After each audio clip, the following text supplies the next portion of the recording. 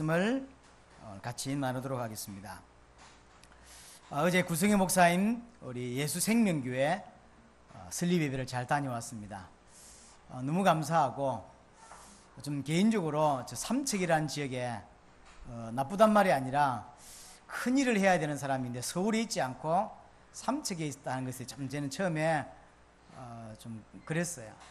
하나님이 유이 있을 것이다. 인구 몇 명이냐 물어봤더니 7만 명이라더라고요. 삼척 인구가 7만 명이래요. 안산 75만인데 7만이라더라고요. 근데 7만밖에 안 되는데 저는 삼척을 처음 가본 것 같은데 가는데 4시간 반, 오는데 5시간 반 걸렸습니다. 죽는 줄 알았습니다. 혼자 운전하면서. 그럼에도 불구하고 강주에서, 전라도 강주에서, 울산에서, 안산에서, 서울에서, 의정부에서 자기 성도들이 모인 거예요. 좀 요것도 조금 더 작은 교회인데 그래도 가득 차더라고요. 다 오지 않았지만 가득 차고, 이제 처음 시작이라 다른 교회에서 신앙생활 한 사람들 중에서 이 교회가 딱 내 교회다, 남은 인생 이 목사님과 이 교회를 가지고 세계복음을 하겠다는 사람만 등록 카드를 받았대요. 그냥 다니는 사람도 많고요. 말고 등록 카드를 낸 사람 중에서 직분자들이 있지 않습니까? 다른 교회에서 직분을 받은 사람들 임명을 하더라고요. 장로가 4명, 권사가 8명, 서리집사가 12명, 전도사 3명, 간사 1명. 나머지 청년들 제법 많아요. 근데 그 삼척에서 작은 땅에서 시작했는데 벌써 많은 영향들을 주고 있고 많은 사람들이 그분 메시지를 이렇게 듣고 있어요. 감사하더라고요. 또 이제 식사를 하러 이렇게 갔는데 전라도 광주에 있던 장로님이 인사를 하면서, 목사님 제가 유튜브에서 십자가라는 단어를 치니까 목사님 메시지가 뜨더라는 거예요. 그래서 제 메시지가 왜 뜹니까? 그랬더니 보라면서 십자가라고 단어를 쳤는데 목사님 메시지가 떴다면서 십자가의 원수에서 돌아왔어라는 제목이 있은 적이 있었죠. 그 메시지를 뜬 거예요. 그걸 봤다면서. 목사님 유튜브라든지 좋은 이런 사이트들을 이용해서 많은 사람들이 메시지를 들을 수 있게 해라고. 근데 목사님 메시지 들어봤는데 너무 좋다며.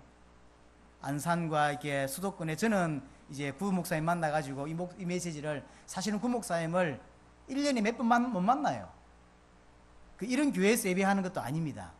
가정에서 그냥 자기들끼리, 왜 자기는 큰 교회에서, 왜 자기는 이렇게 좀 멋있는 데서 신앙생활 안 하고 싶겠어요. 근데 그게 소용없다는 걸 안 거예요. 다 부질없는 짓이라는 걸 알고. 진짜 복음 있는 교회에서 복음 있는 목사와 함께 세계복음을 해야 된다는 게 가슴에 이제 꽂힌 거예요. 그러니까 저 전라도 강주에서, 저 울산에서 교회당도 없다니까요. 가정집에서 예배를 드려요. 근데 계속 부흥을 하는 거예요.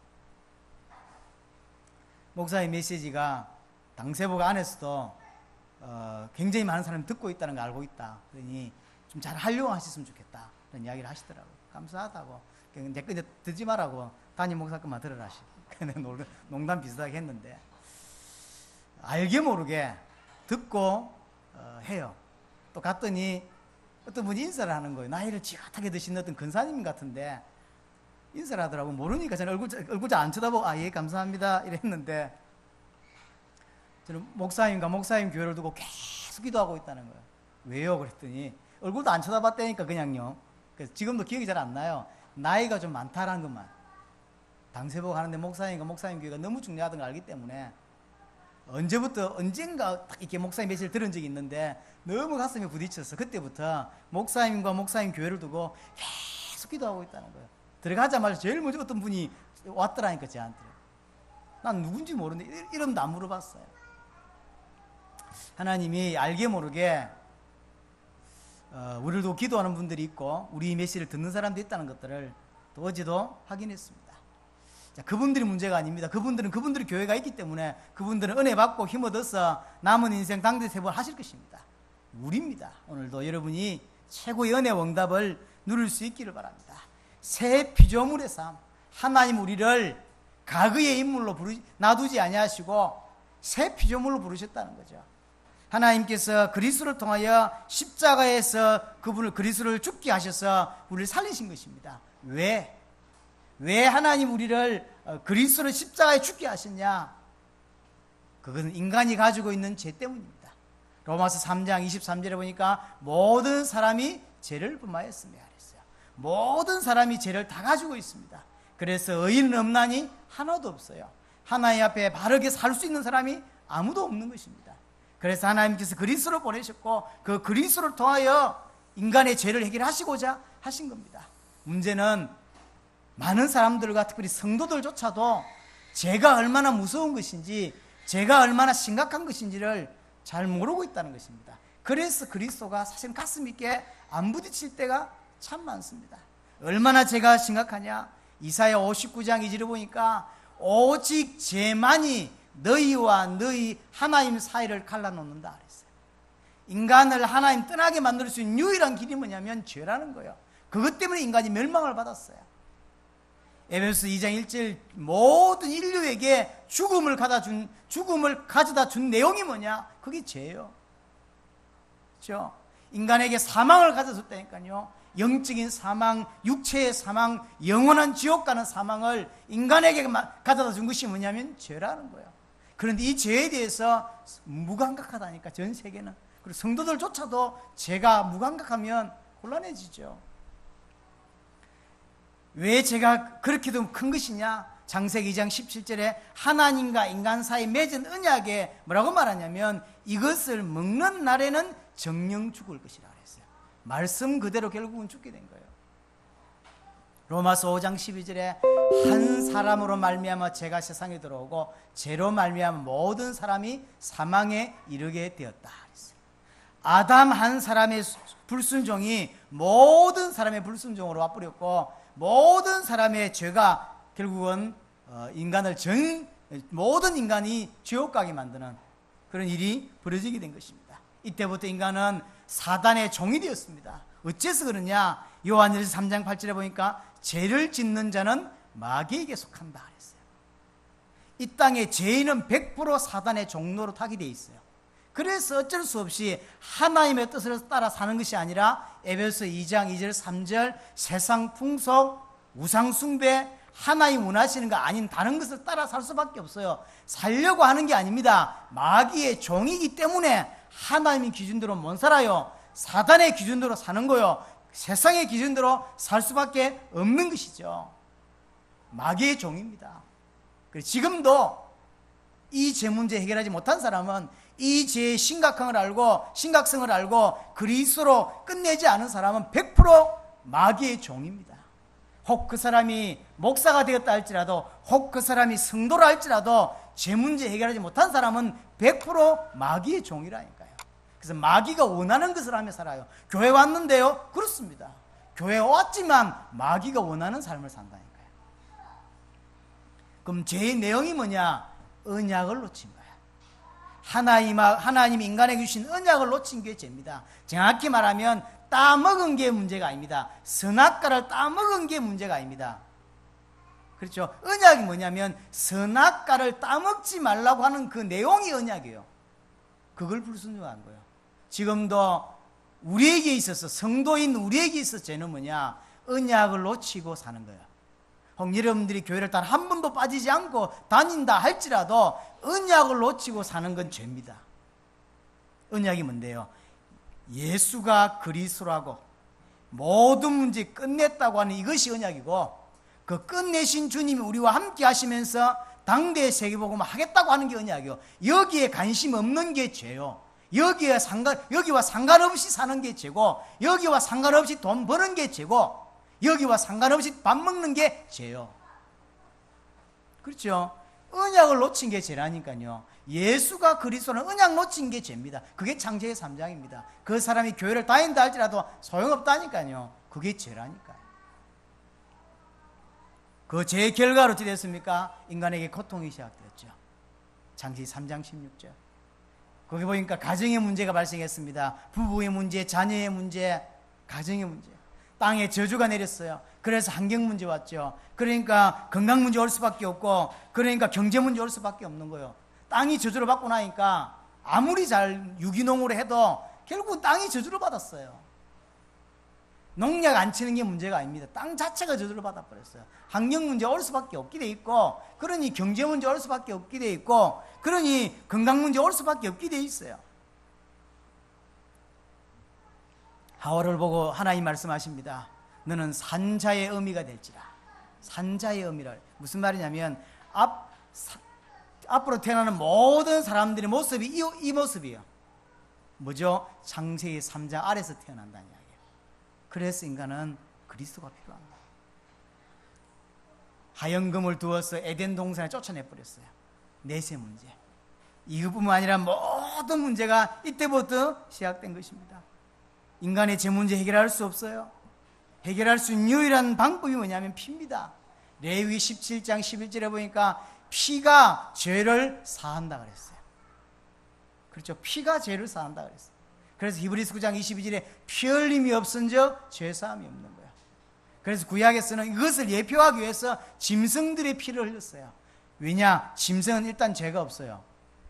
그러니까 죄 없는 짐승의 피를 대신 드리는 거예요. 그렇다고 해서 짐승이 죄가 없다고 해서 짐승의 피가 인간의 문제 해결할 수 있냐? 그렇지는 않습니다. 이거는 예표일 뿐이라. 그래서 피 흘려 죽으셔야 되는데 조건이 하나 붙은 거예요. 죄 없는 자의 피여야 돼요. 그래서 그리스도가 동정녀로 오실 수밖에 없는 거야. 과학 중에 과학이죠. 어떻게 남녀 관계에서 아이가 태어나지 않을 수가 있냐라고 묻는데 하나님의 방법입니다. 남녀 관계에서 태어난 아이는 죄인이요. 그래서 우리의 구원자가 될 수 없는 거예요. 동정녀로 탄생해야만 그가 구원자가 될 수 있는 거예요. 과학 중에 과학이라니까. 그러니까 알고 나면 믿을 수밖에 없는 내용이 복음이에요. 사실은 믿을 수밖에 없어요. 어느 정도냐? 고린도서 5장 21절에 보니까요, 죄를 알지도 못하신 이를 죄로 삼으셨다 그랬어요. 그리스도는 죄가 뭔지 몰라요. 근데 그걸 죄로 삼으신 거예요.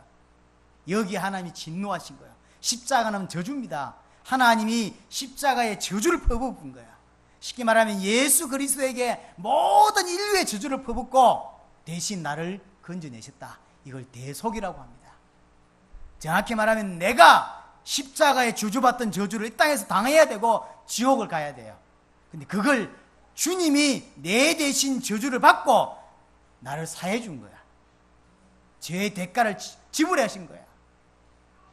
그렇죠? 그래서 우리를 건져낼 수 있는 겁니다. 그래서 하나님이 이 일을 하실 수 있도록 한 분을 예언한 거예요. 메시아, 다른 말로 그리스도야. 이 메시아 그리스도를 통하여 인간의 근본 문제, 죄 문제를 해결하시기로 한 거야. 히브리서 2장 14절, 죽음을 통하여 죽음의 세력을 잡은 자 곧 마귀를 없이 하시며, 이것 때문에 15절, 일생에 매여 종로로 타는 자들을 놓아주려고. 히브리서 9장 12절, 염소와 송아지의 피로 하지 아니하시고 오직 자기의 피로 영원한 속죄를 이루셨다. 지금까지 염소, 소, 양 피 이렇게 들었어요. 그건 예표예요. 그걸 해결 못해요. 오직 자기의 피로, 죄 없는 하나님의 피로 끝내신 거야. 히브리서 10장 19절 20절, 예수의 피로 힘입어 성소에 들어갈 담력을 얻었다. 예수 그리스도의 보혈로 말미암아 하나님 만날 수 있게 되었다란 말이죠. 예수 그리스도의 죽음으로 죄 문제를 해결하시고 예수 그리스도의 죽음으로 모든 문제를 해결하신 것입니다. 얼마만큼 해결하셨습니까? 단번에, 영원히, 완전하게, 또한 완벽하게 해결하신 거야. 히브리 10장 14절. 그리스도께서 십자가에 죽으심은 이런 효력이 있는 거야. 단 한 번의 죽음이 영원하고 완벽한 인간의 문제를 끝내신 거야. 그래서 주님이 십자가에 돌아가실 때 한마디 하셨지 않습니까? 다 이루셨다. 뭘 다 이루셨습니까? 그리스도의 일을 다 이루신 거야. 죄와 사단과 하나님과 단절된 문제, 그로 인하여 인간들이 겪는 모든 고통의 문제를 십자가에서 다 처리하신 거야. 다 이루셨어요. 이것을 믿는 사람들의 신앙 고백 한번 들어보세요. 시편 23편 1절에 6절, 다윗이 고백입니다. 뭐라고 하죠? 여호와는 나의 목자시니 내가 부족함이 없다. 그가 나를 푸른 초장에 누이시며 실만한 물가로 인도하시는도다. 제게는 부족함이 없다는 거예요. 그게 신앙이에요. 이게 믿음 좋은 게 아닙니다. 예수를 그리스도로 믿고 모든 문제 끝났고 이제 하나님을 위하여 주를 위해 살겠다고 하는 것이 높은 수준의 신앙이 아니란 걸 아셔야 돼요. 이게 신앙의 출발뿐이에요. 저는 지금까지 바울의 신앙, 그 다음에 다윗 신앙 너무 위대하다, 일반 사람들은 따라가지 못한다 라고 생각했어요. 천만에요. 신앙의 시작이 뭐냐면 주께서 십자가와 부활로 모든 문제 끝냈다, 이제 나에게 더 이상 문제가 되지 않는다, 하나님이 나와 함께 하신다 라고 하는 신앙이에요. 다윗이 지금 이 시편을 쓰고 있을 때 다윗은 어떤 상황이었죠? 도망다니는 상황이에요. 그것도 왕이 군사를 이끌고 다윗을 죽이러 다녔어요. 너무 위급하니까 한 번은 침을 흘리면서 바보짓을 하잖아요. 정신 돌아온 것처럼. 사울왕이 보고 내가 아무리 다윗을 죽이고 싶지만 정신병자를 죽일 수는 없지 않냐는 거예요. 그래서 다윗을 풀어주죠. 그래서 한번 살아납니다. 다윗이 한번 굴에서 너무 배가 아팠는지 아니면 쉬다가 그랬는지 모르겠는데 다윗이 굴에 들어가서 볼일을 보고 있는데 사울이 다윗을 쫓아다니다가 덥다고 굴에 들어가서 자는 거예요. 근데 자기 앞에 와서 잔다고. 다윗이 저 안쪽에서 볼일을 보고 있다 보니까 새로 들어온 사람 안쪽이 안 보이잖아요. 들어와서 자리 깔고는 자거든. 깜짝 놀란 겁니다. 나가면 죽어요. 이런 위기도 당하고요. 많은 이 어려움을 당하면서 쓴 시편입니다. 나는 아무 문제 없다는 거예요. 왜 문제가 없어요? 잘못하면 죽는다니까요. 그럼 다윗은 문제가 없대. 말이 되냐고요. 근데 이게 신앙이에요. 뭘 믿는 신앙입니까? 예수를 그리스도로 믿는 신앙이에요.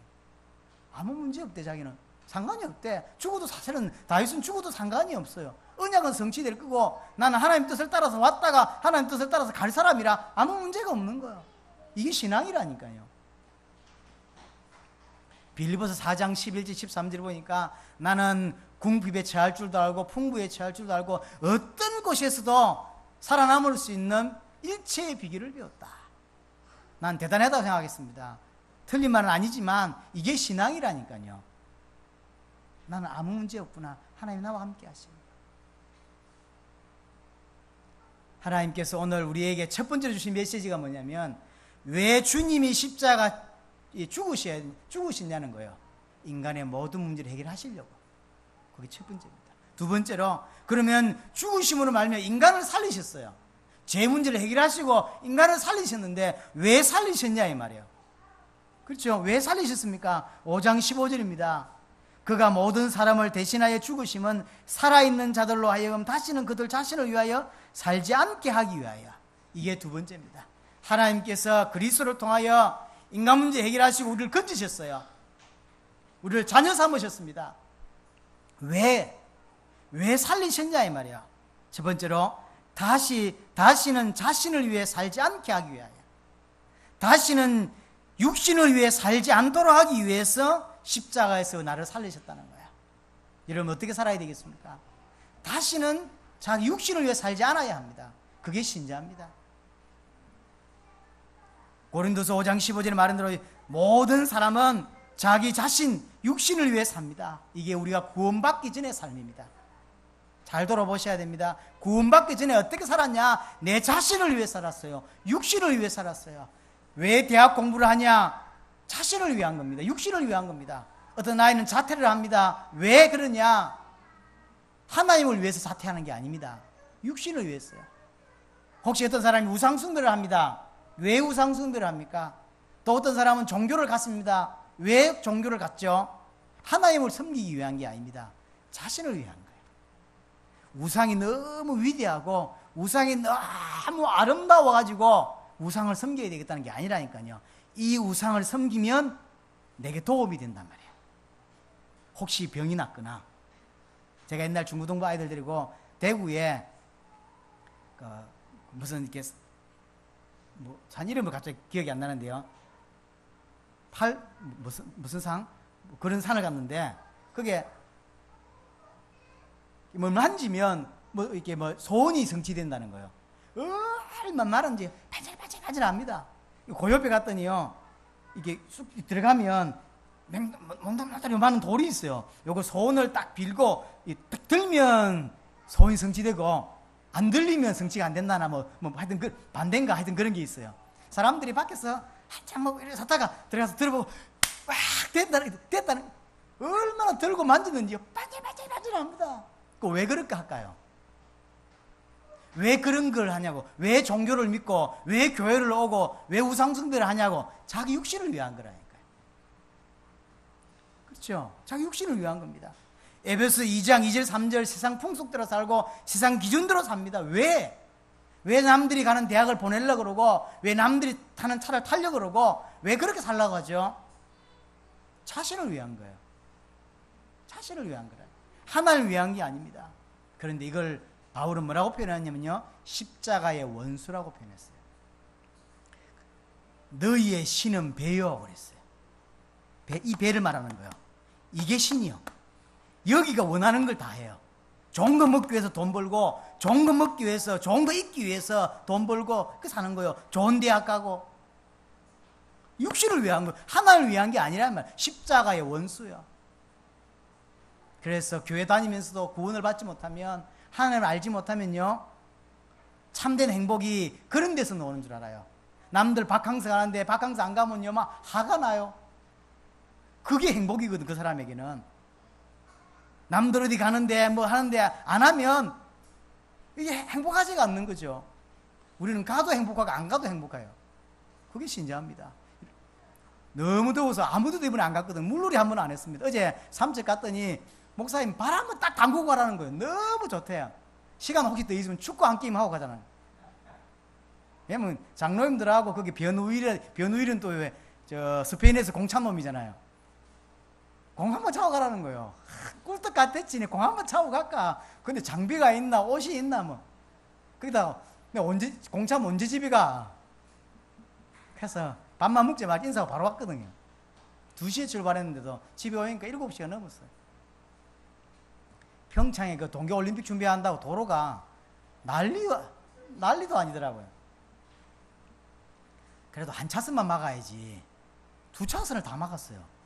갓길로만 다니게 만드는 도로가 수십 킬로예요. 화가 나네. 여기는 오더라니까요. 아무도 없어. 내가 혼자 운전하니까 혼자 욕하고 막 블랙박스에 다 녹화됐을 거예요.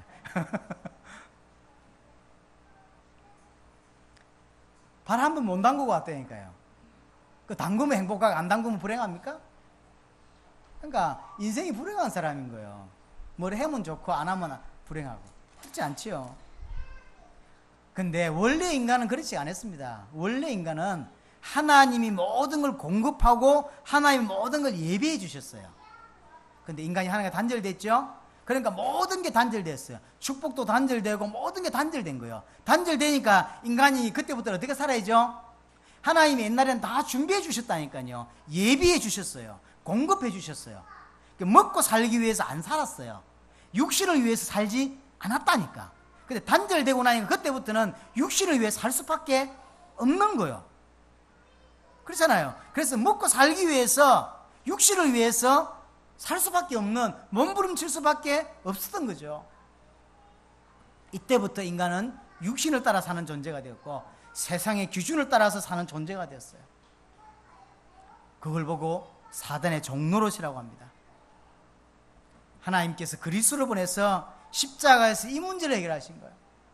사단과 죄와 저주를 해결하시고 하나님 만나는 길을 여셨어요. 그러므로 말미암아 다시 하나님이 아담 하와 상태처럼 창세기 1장 상태로 회복하게 된 거예요. 하나님이 함께하는 상태가 됐다는 이야기죠. 하나님과 함께한다는 상태는 무슨 말입니까? 하나님이 책임진다는 거예요. 하나님이 책임지는 이 사람은 이제 다시 육신을 위해 살지 않는 상태가 된 거예요. 하나님의 영광을 위해 살고 주님을 위해서만 사는 존재가 돼버린 거예요. 다시금 먹기 위해서 살기 위해서 사는 존재가 아닌 거예요. 왜 주님이 십자가 지셨냐? 인간이 먹고 사는 문제로 인하여 그것 때문에 살아가는데 그걸 해결하신 거예요. 주를 위해 살 수 있도록. 그래서 진짜 예수 믿는 사람은 다시는 육신을 위하여 자기 자신을 위하여 살지 않는 겁니다. 그게 신자입니다. 그게 신앙이라니까요. 두 번째로 그럼 어떻게 살아야 됩니까? 오직 그리스도를 위해 삽니다. 5장 15절 보니까 오직 그들을 대신하여 죽었다가 다시 살아나신 이를 위하여 살게 하리 아니라. 그리스도를 위해 사는 게 신앙입니다. 그렇죠? 그리스도를 위하여.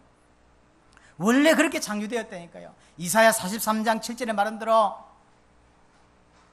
그들을 내가 지었고 내가 창조했다. 왜? 나를 찬양하기 위하여, 내게 예배하기 위하여. 왜 인생을 사냐? 하나님께 경배하고 하나님께 찬양하기 위해서입니다. 하나님께 예배하기 위해서요. 그래서 예배는 생을 걸어야 되는 거예요. 그 어떤 문제보다 중요한 게 예배예요.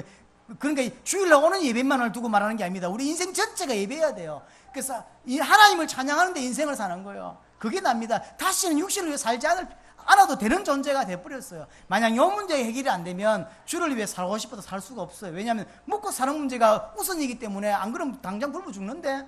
그래서 이 문제 해결이 먼저예요, 사실은. 그래서 주를 위해 살고 싶어도 못 산다니까요. 예수를 그리스도로 믿는 순간 주님이 끝냈다는 걸 알게 돼요. 하나님이 끝내셨고 함께 한다는 걸 알게 돼요. 함께 함을 알게 된 사람, 다시 말해서 내 문제가 끝났다는 걸 알게 되는 사람은 이제 주를 위해 살 수밖에 없게 돼 있어요. 창조 원리가 깨져서 모든 문제 왔죠. 동일하게 성도가 하나님이 나를 부르신 그 구원의 의미, 부르심의 의미를 놓칠 때 모든 문제 성도에게 옵니다. 그렇죠? 모든 문제 옵니다. 우리가 어떤 존재냐? 바울이 이렇게 표현했습니다. 디모데 후서에 보면 군사로 표현했어요. 군사는 자기 위해서 삽니까? 아닙니다. 나라를 위해 삽니다. 그 기간 동안만은. 똑같어요. 그걸 부르심의 의미로 설명했어요. 군인이 자기 자신을 위하여, 자기 육신을 위하여, 자기 야망을 위해 군대 가는 게 아닙니다. 나라의 부르심을 받고 어쩔 수 없이 가는 거예요. 그와 같이 하나님의 부르심을 받은 사람은 하나님을 위해 사는 것이 옳다는 거지. 그게 바울의 설명이에요. 그래서 진짜로 예수를 믿는 사람은 로마서 14장 7절 8절에 말한 대로 자기를 위해 사는 자가 없고 자기를 위해 죽는 자가 없다 그랬어요. 이게 좋은 믿음입니까? 아니라니까요. 정상적인 믿음이에요. 자기를 위해 사는 자가 없어요. 자기를 위해 산다는 자체는 아직 자기 문제 해결 안 됐다는 거예요. 안 됐기 때문에 살 수밖에 없어요. 자기 문제 해결된 자는 주를 위해 살게 되어 있어요. 그래서 주를 믿는 자는 뭐라고 표현하죠? 자기를 위해 사는 자가 없고 자기를 위해 죽는 자도 없다. 우리가 살아도 주를 위해 살고 죽어도 주를 위해 죽어요. 모든 거 주님을 위해 사는 거예요. 고린도전서 10장 31절에 표현한 대로 너희가 먹든지 마시든지 무엇을 하든지 다 하나님의 영광을 위하여 하라. 언제 교회 안 와야 됩니까? 주의 영광이 될 때. 그게 교회 안 올 이유입니다. 내가 언제 이 땅을 떠나야 됩니까? 나를 통해 주님이 영광을 다 받으셨을 때 저는 이 땅을 떠나는 것입니다. 그렇죠? 왜 살합니까? 왜 돈 법니까? 왜 먹습니까? 주의 영광을 위한 거예요. 하나님은 그렇게 표현하고 있습니다. 근데 이게 여러분들에게 부담으로 오지 않고 너무 당연하게 가슴에 탁 부딪힐 수밖에 없는 게 믿기 때문이에요. 만약에 불신자가 이 말을 들으면 알아들을까요? 못 알아듣습니다. 그게 무슨 말이야? 1000번을 들어도 못 알아듣습니다. 그러나 믿는 사람은 너무 당연해요. 그렇게 살고 싶어요. 그래서 난 제일 불쌍한 사람이 주를 위해 살지 못하는 사람이에요. 어떤 사람이 시간이 없다고 살지 못, 천만의 말씀입니다. 정말로 예수를 그리스도를 믿고 나면 나를 통한 하나님 영광 받으실 분야가 있다니까. 나를 통한 영광 받으실 분야. 제가 지금 신학교 강의를 하고 있잖아요. 전원철 목사가 놀립니다. 제가 신학교 강의를 해야 되는데 너무 범위는 강범위하지 제 지식은 짧지. 그러니까 제가 전달할 내용을 책자로 만들었어요. 한 120페이지로. 그걸 책을 만들어가지고 나눠주고 제가 설명을 해요. 전원철 목사가 그걸 보더니요. 와, 박 목사님 지금 10몇 년, 20년 가까이 알아왔는데 이제 제대로 달란트를 발견한 것 같다며 남은 인생 이거 하라는 거예요. 공부를 오래 한 어떤 전도사님이 한 분 있어요. 좀 독특하긴 하지만 그래도 똑똑해요. 이분이 이제 자기 담임 목사한테 가서 이야기를 한 거예요. 박 목사님이 한국 교회에서 들어봤고 이분에 이제 초대 교회에서 듣는데 너무 이렇게 기억에 남게 딱딱 잘 가르치는데 굉장히 은사가 있다는 거예요. 소문이 이렇게 흐르고 있는가 봐. 내가 다 거짓말이라 그랬어요. 그랬더니 담임 목사가 왔더라고. 내 강의하는데 한번 보겠다고. 절대 안 오던 놈이 내 강의하는 데 왔더라니까. 한 시간을 보더니 와 너무 좋다는 거예요. 이제 밥 먹다가 뭐 강의 내용 강의해들 혹시 신학교 다니다가 마음에 담는 게 있으면 내가 저쪽 부산에서 신학교 다닐 때 어떤 분야를 하나 배운 적이 있는데 너무 재밌게 했더니 그 다음 강의 때 하라는 거예요. 여러분이 이리 생각할 수 있는 난 돈이 없기 때문에 주를 위해 살지 못한다. 나는 시간이 없어서 주를 위해 살지 못한다. 나는 환경이 안 돼서 주를 위해 살지 못한다. 그게 거짓말입니다. 그럼 하나님이 그렇게 만들었다는 이야기입니까? 그렇지 않습니다. 분명히 시간이 없는데 주를 위해 살 수 있는 내용이 있다니까요. 시간 없는 가운데 주님을 위해 살아요. 돈은 없는데 주를 위해 살 수 있는 분야가 있다니까요. 어떤 사람은 나가서 살아야 되고 어떤 사람은 안에서 해야 되고요. 어떤 사람은 나가서 목숨 걸고 뭐 해야 되고 어떤 사람은 안에서 뭘 해야 돼요. 근데 그게 합쳐져서 세계복음을 이룬다니까요. 하나님이 똑같이 안 하셨어요. 어떤 사람은 목사로 어떤 사람은 평신도로 그렇죠. 다 다른. 그래서 진짜로 예수를 그리스도로 믿으면 자기 분야를 하나님이 내게 주신 분야를 알게 됩니다. 알도록 기도하셔야 되고요. 그게 신앙입니다. 그래서 진짜 믿고 나면 그 부분을 찾아가게 돼 있어요. 갈라디아 2장 20절에도요. 이제는 내가 사는 것이 아니다. 이제 내가 육신을 위해 살 이유가 없어요. 내가 왜 살죠? 주의 뜻을 이루기 위하여. 내가 그리스도를 믿는 믿음 안에서만 산다. 세 번째 보니까 뭐라고 표현하고 있냐면 16절입니다. 그러므로 우리가 이제부터는 어떤 사람도 육신을 따라 알지 않는다. 지금까지는 사람을 육신을 따라 알았는데 지금부터는 육신을 따라 사람을 알지 않겠다. 사람도 육신을 따라 알지 않겠다. 이게 무슨 말입니까? 판단의 기준이 달라졌어요. 판단의 기준이 외모, 외형적인 것이 우리 모든 게 판단의 기준입니다. 무슨 말이냐면 우리가 이렇게 박씨 가문으로 묶여 있어요. 이게 내가 우선이 되는 기준이요. 그런데 진짜 복음을 알고 나면 우선의 기준이 달라졌다는 이야기예요. 우리는 그리스도의 피로 묶여진 거예요. 이해됩니까? 진짜 참가족이 뭡니까? 육신적 가족이 참가족이 아닙니다. 여러분 어떻습니까? 육신의 가족이 진짜 가족이든가요? 저는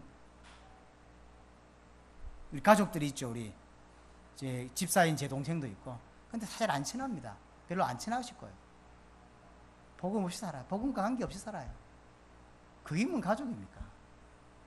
별로 1년에 단 한 번도 통화 안 합니다. 여러분이 내 가족이지 복음이 통해야 가족이지 뭔 가족입니까? 솔직히 뭐 육신적으로 따지면 좀 불효자 스타일인데 가끔씩 부모님께 전화를 합니다. 이제 나머지 형제들은 엄마한테 전화를 많이 하잖아요. 그래서 아마 그럴 것 같아서는 아버지한테만 전화를 주로 해요. 엄마한테는 안 하고. 그럼 엄마가 더 나쁘고 아빠가 더 좋냐? 그 말이 아니에요. 형제들은 저를 하면 아버지한테는 안 하고 다 엄마한테 하더라고. 그래서 저는 아버지한테만 합니다. 그래서 그런지 아버지가 저를 자꾸 참겨요. 옛날에 교회 다니도 성기 찍고 뭐 비료물로 뭐 별소리를 다 하고 죽이니 뭐 살리니 뭐 다리 몽디를 부사 부린다더니 뭐 오만 소리를 욕을 다 하시더니 요즘은 좀 그래도 제가 마음이 이렇게 찡한가 봐요. 그래서 우리 아버지 소원 얼마 전에 어머니 또 전화 오셔가지고 네 아버지는 네가 해외 안 나갔으면 좋겠단다. 안 가면 안 되나 하면서 너무 밖이 위험하다더라. 요즘 들어보니까 난리도 아니더라. 뭐 테러도 일나고 가지 마라 하면서. 그러다 내가 뭔 말 하겠어요. 제가 죽을 생각을 하고 갑니다. 난리가 날 낀데. 여러분 어떻습니까? 이게 17절하고 관계 있게 설명을 하고 있습니다. 우리가 새 피조물이라. 옛날에는 새 피조물이 전에는 가족이 우선이요. 박씨 가족 여기 우선이지. 모든 판단의 기준은 이 가문이요. 이게 우선입니다. 그런데 이게 달라졌어요. 이제는 이 박씨 가지고 있는 핏줄이 아닙니다. 그리스도의 핏줄로 연결된 거예요. 그리스도의 보혈로. 그래서 사실은 이 복음이 통하는 사람이 가족이에요. 사실은 그게 더 우선입니다. 그리스도 안에 있을 때 한 가족이고 그리스도 안에서 새 피조물입니다. 그러면서 다음 보세요. 16절 후반부에 비록 우리가 그리스도도 육신을 따라 알았다. 육신적인 가족도 그렇고요. 그리스도도 육신을 따라 알았대. 이 무슨 말일까요? 지금까지 그리스도 육신을 따라 알았다. 육신을 위해서 믿었어요. 왜 교회 다니고 예수 믿죠? 자기 육신을 위해서. 지금부터는 그렇지 않겠다는 거예요. 예수를 그리스도로 믿겠다는 거죠. 그렇죠? 많은 기독 신자들이 육신을 위해서 믿습니다. 그렇죠. 육신, 가족의 여러 가지 때문에 만약에 내가 교회를 안 간다 했을 때 부모님이 난리가 난다. 그래 가는 거예요. 부모님 때문에. 안 그래요? 또는 우리 아이가 아파. 그 교회 가서 비는 거예요. 그 올 때 보니까 이 꿈의 교회 이렇게 중보기도학교라는 게 있는가 봐요. 거기 타이틀을 뭐라 쓰는지 압니까? 기도 말고 무엇이 중요한디? 이랬다니까. 우리 같이 영화를 안 봐놓으니까 웃음이 안 나오네. 왜 기도하죠, 그 사람들? 자기 육신을 위해서요. 자기 가족을 위해서인 거죠. 그렇게 하지 않겠다는 거죠. 예수를 그리스도로 믿겠다는 거예요. 이 사람을 보고 우리는 뭐라고 하죠? 새 피조물이라고 합니다. 새 피조물. 이전 것은 지나갔습니다. 육신을 위해 살던 그때가 지나갔습니다. 이제는 예수를 그리스도로 믿어요. 그 말은 하나님이 함께 해요. 그래서 방향도 목적도 목표도 삶의 이유도 바뀌었어요. 옛날에는 육신을 위해서, 내 가족을 위해서, 내 자식을 위해 살았어요. 이제는 하나님을 위해 살아요. 그럼 내 가족은요, 주님이 책임져요. 그렇죠. 가족을 만든 분도 주님이시고, 내게 자녀를 주신 분도 주님이시고, 나를 데려가실 분도 주님이세요. 주님께 모든 게 있어요. 나는 오직 주님만을 위해 사는 거예요. 복음 위에 사는 존재가 된 것입니다. 이것이 되었을 때 진짜 내 것이 보여요. 내가 그럼 남은 인생 시간이 없고 돈이 없는데 어떻게 주의 영광을 위해 살지 계속 고민하면 답 놓은다니까요. 돈 있는 자가 주를 위해 삽니까? 천만의 말씀. 시간 있는 자가 주를 위해 삽니까? 천만의 말씀. 목사가 주를 위해 삽니까? 천만의 말씀입니다. 예수를 그리스도로 믿고 그 은혜를 누리면 하나님 나를 이 땅에 보내신 이유를 알게 된다니까요. 시간 없고 돈 없고 아무것도 없어도 주를 위해 사는 방법이 나온다니까요. 왜? 그것 때문에 부르셨기 때문에. 그 새 피조물의 삶 어떻게 살게 되어 있죠? 15절에는 복음을 위해 산다고 되어 있습니다. 18절 19절에 보니까 이 사람에게 하나님이 한 직책을 주셨는데 그게 화목하게 하는 직책을 주셨어요. 하나님과 세상을 화목케 할 수 있도록 우리에게 말씀을 부탁하셨다. 그게 우리입니다. 유일하게 저 세상과 살아계신 하나님을 연결시킬 수 있는 유일한 직분이 우리입니다. 우리는 어떻게 살아야 되냐? 돈 벌기 위해 사는 게 아닙니다. 가족 위해 사는 게 아니라니까요. 하나님이 내 가족을 다 쳐야 그때 정신을 차릴 수 있겠는가 말이에요. 그런 사람이 너무 많아요. 그렇죠. 가족이 어려움을 당하니까 그때서 하나님 찾죠. 그게 멸망입니다. 벌써 하나님이 내 가족을 책임질 거라니까. 내 자녀가 하나님을 위해 살 때 행복한 거라니까요. 누가 뭐래도. 안 그래요? 내가 케어해주면 얘가 행복합니까? 하나님이 케어를 해줘야 행복하지. 내가 열심히 살면 내가 행복합니까? 하나님이 나를 케어해줘야 내가 행복한 거지. 안 그래요? 내가 가족을 위해 사는 게 아닙니다. 난 주를 위해 살게 돼 있어요. 그게 납니다, 사실은. 그럼 내 자녀도 주를 위해 살고 내 가족 자체가 주를 위해 사는 거예요. 그게 신앙이지. 그래서 안타깝죠. 주를 위해 살지 못하는 사람들을 보면.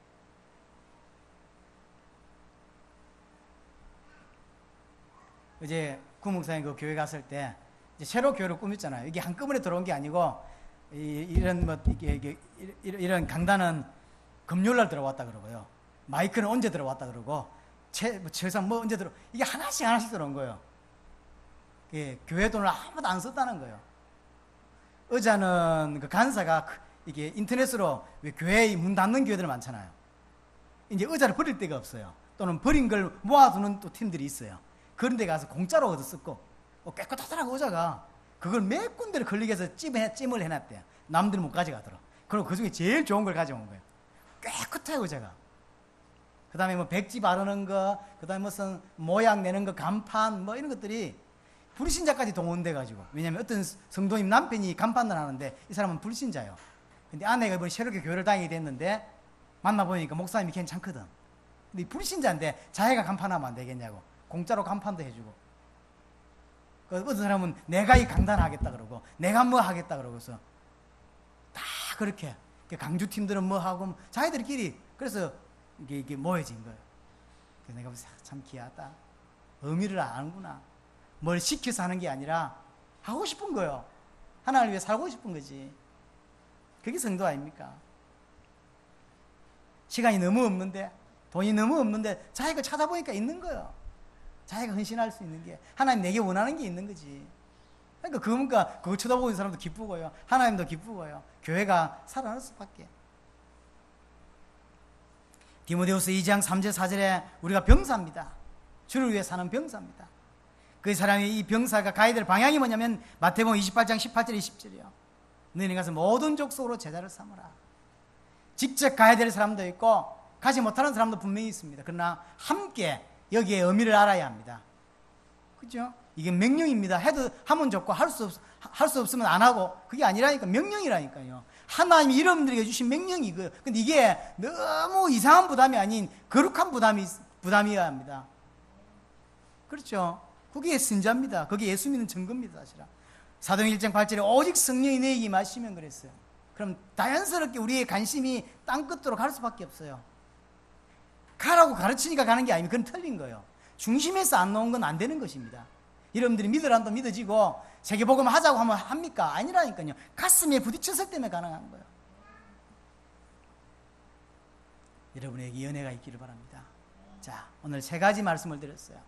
새 피조물의 삶인데, 첫 번째는 주님이 십자가에서 왜 죽으시냐, 인간의 모든 문제를 해결하시고 살리시려고.